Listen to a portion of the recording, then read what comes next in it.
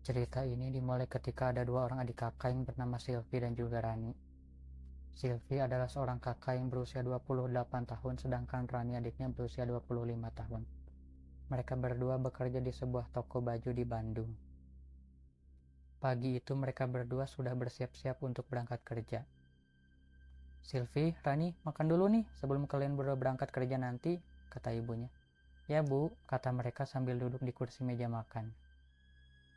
Mereka berdua makan dengan lahapnya sambil membicarakan pekerjaan mereka. Oh iya kak, hari ini kan hari Minggu weekend, pastinya di toko bajunya rame kan? Kata Rani. Ya iyalah pasti, makanya kita harus cepat-cepat nih supaya nggak terlambat, nanti takut diomelin sama bos lagi. Iya iya, mereka pun mempercepat makannya. Setelah selesai, mereka pun langsung pamit kepada ibunya untuk berangkat. Bu, kita berdua berangkat dulu ya. Ya, hati-hati ya kalian berdua.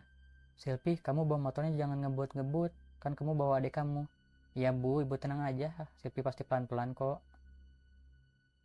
Ya udah kita berangkat ya bu, assalamualaikum. Waalaikumsalam, kata ibunya. Mereka pun pergi dengan menggunakan motor metik hasil ngeredit, yang akan mereka bayar dengan hasil gaji mereka. Sesampainya di toko baju, mereka langsung ke posisinya mereka masing-masing. Di toko ini Silpi ditempatkan di mesin kasir, sedangkan adiknya Rani bertugas melayani para pembeli. Hari itu seperti biasa mereka melayani para pembeli yang sedang membeli baju di toko mereka. Karena hari itu hari weekend, para pengunjung banyak yang keluar masuk toko. Ada yang membeli baju, celana, bahkan sepatu. Sylvie dan Rani melayani para pengunjung dengan ramahnya. Mereka mengikuti apapun yang diperintahkan oleh para pembeli itu, karena pembeli adalah raja. Singkatnya pekerjaan mereka sudah selesai, mereka pun akan bersiap untuk pulang. Jika di hari biasanya mereka selalu pulang jam 9 malam. Tapi dikarenakan hari ini hari Minggu weekend, banyak pengunjung yang berdatangan yang membuat mereka harus lembur.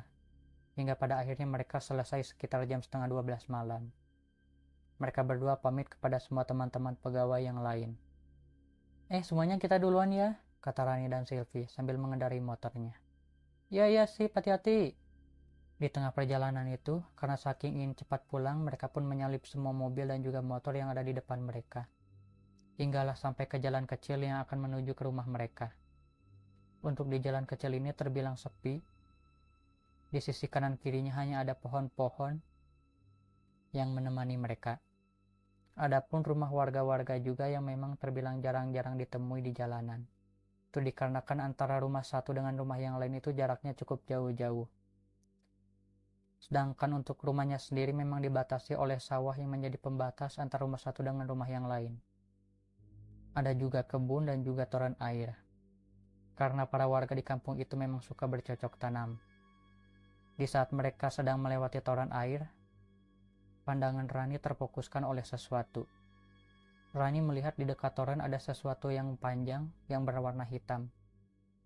Rani terus memperhatikan benda yang ada di dekat toren itu. Rani bilang di dalam hatinya, "Hah, apaan tuh?" Rani pun berusaha mempertegas pandangannya. Di saat Rani melihat dengan jelas benda hitam itu, tiba-tiba benda hitam itu pun berbalik.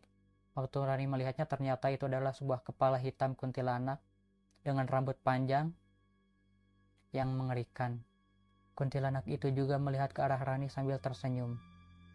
Rani pun langsung mengalihkan pandangannya dan mengatakan kepada kakaknya untuk mempercepat laju motornya.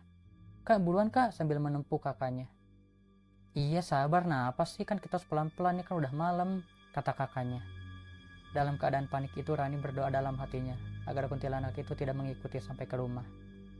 Sesampainya di depan rumah, Rani pun langsung menggedor pintu. Bu, buka bu," kata Rani. Ran, biasa aja kali buka pintunya, gak usah sampai ngegas gitu," kata Silpi. Iya, sabar, kata ibunya sambil buka pintu. Rani pun langsung nyelonong masuk begitu saja. Silpi pun langsung memasukkan motornya ke dalam rumah. Ibunya bertanya, kenapa tuh adik kamu? Kok kelihatan kayak orang panik gitu?" "Gak tahu bu, dari tadi juga dia nyuruh buru-buru, gak tahu kenapa tuh orang," kata Silpi. "Oh iya Silpi, kalau kamu sama Rani mau makan, ibu udah siapin makanannya di meja ya. Ibu mau langsung tidur, ibu udah ngantuk nih." "Ya bu, siap," kata Silpi. Waktu Silpi berjalan ke kamar, Rani pun keluar dari kamarnya. Sylvie bilang. Tadi lo kenapa kayak orang panik gitu? Nggak apa-apa kak, gue mau langsung makan aja ya.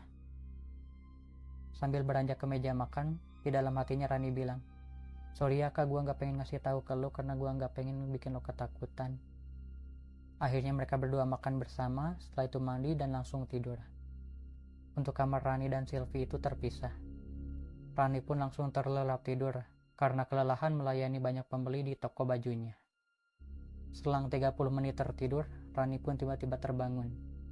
Waktu Rani membuka mata, dia melihat ada kepala kuntilanak yang berambut panjang yang berwajah hitam, yang menatap ke arahnya dengan tatapan tajam sambil tersenyum menyeringai.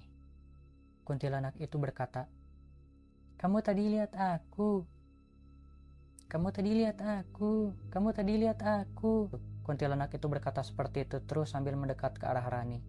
Rani yang tak kuat melihat sosok penampakan kuntilanak itu, ia berteriak sekencang mungkin sambil berlari ke arah kamar ibunya. Bu, tolong bu, buka bu, buka bu, kata Rani sambil teriak-teriak.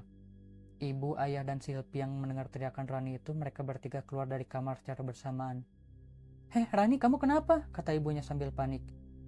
Kenapa sih lo? Kata Sylvie sambil mendekati Rani. Sambil menunjuk ke arah kamarnya yang terbuka, Rani mengatakan kalau ada kuntilanak di kamarnya. Sylvie dan kedua orang tua yang mendengar pernyataan Rani itu, mereka bertiga kaget. Kuntilanak? Yang bener lo, kata Sylvie. Masa sih Ran? Kata ibunya. Gimana kuntilanaknya? Kata ayahnya. Itu ya di kamar, kata Rani sambil menggagap. Ayah, tolong cek ke kamarnya, kata ibunya. Ayah pun berjalan ke kamarnya Rani. Waktu ayahnya melihat ke dalam, ternyata kepala kuntilanak itu masih ada di sana. Kuntilanak itu menatap ke ayahnya sambil tersenyum menyeringai. Ayah yang melihat penampakan itu pun kaget dan beristighfar. Astagfirullah, astagfirullah, astagfirullahaladzim. Bu, tolong ambil air putih, teriak ayahnya. Kenapa ya? Teriak ibunya.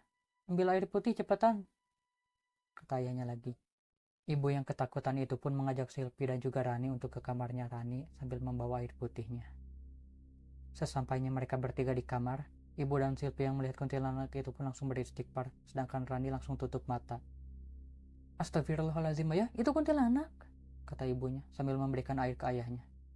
Ya, itu kuntilanaknya bu, ayah mau bacain doa pakai air ini supaya menyiprat kuntilanak itu. Sylvie yang ketakutan itu langsung bersembunyi di belakang ibunya. Ayah mendekati si kuntilanak itu sambil membaca doa dan menyipratkan air yang ada di gelas kepada muka si kuntilanak itu. Pada awalnya kuntilanak itu hanya tertawa saja. Tapi setelah air yang dibacakan doa itu dicipratkan ke arahnya, kuntilanak itu pun mulai berteriak dan kepanasan. Kuntilanak itu bilang, ampun, tolong jangan, panas. Ayah pun terus menyipratkan air yang sudah dibacakan doa itu. Sekarang kamu pergi dari sini dan jangan ganggu keluarga kami. Si ayah terus saja menyipratkan air yang sudah didoakan itu ke arah si kuntilanak.